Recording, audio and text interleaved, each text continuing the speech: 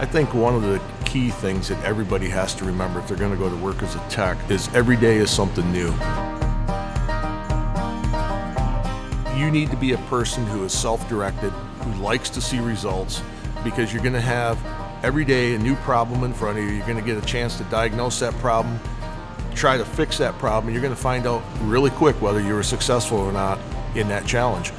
The reality of it is things are always changing on a day-to-day.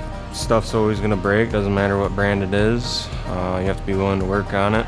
If you're stubborn and don't want to learn the new things, you're not going to last. I'll just pack your things up and go home. It's the challenge, being able to take a problem that a lot of people couldn't fix, diagnose it, repair it, prove it out, and send it down the road, and it's like, wow, I did that. That's where some of my greatest satisfaction comes from. That's where my motivation comes from. And if you're motivated by a challenge, this field is for you.